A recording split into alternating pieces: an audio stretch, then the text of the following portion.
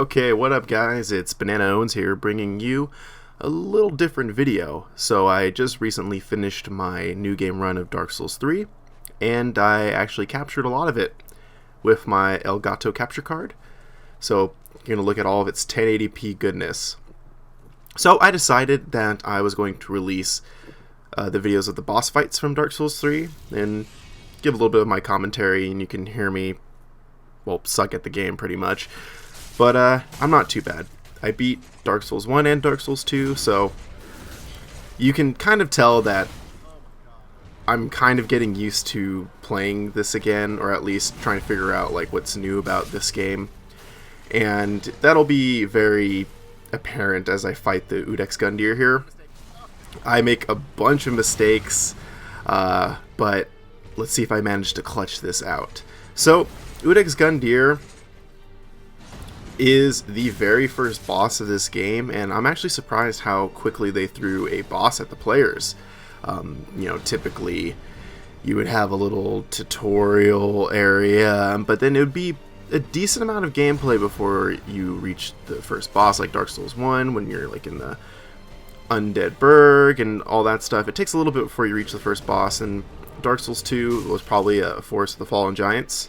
So like you have a little bit of ways to go, and this one it's just like, nah, we're gonna drop you in here. It's like 5 minutes since I started this game and I'm already at the first boss fight. And I'm glad that I'm not a complete noob when it comes to these games. I think I did mention that I've beaten the first two, so I am kind of getting back in the range of dodge rolling and kind of getting that skill back.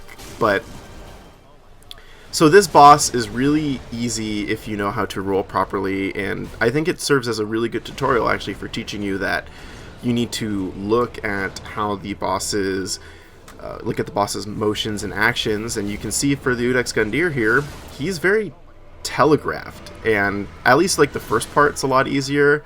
When he gets like this mutation after you take about half of his life bar down, it can get a little bit harder, but if you pay attention, he actually still telegraphs his attacks a lot, and as long as you don't get greedy, so like 1, 2, wait for your stamina to recharge, and then just rinse and repeat, and you could probably pretty much beat like every single boss by just waiting him out.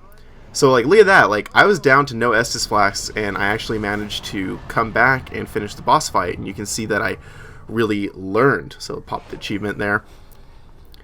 So that's pretty much what this whole series is going to be. It's going to be just talking about the bosses and maybe even about the game proper. Anyways, that's it for this first video, and I'll be back for the next boss fight.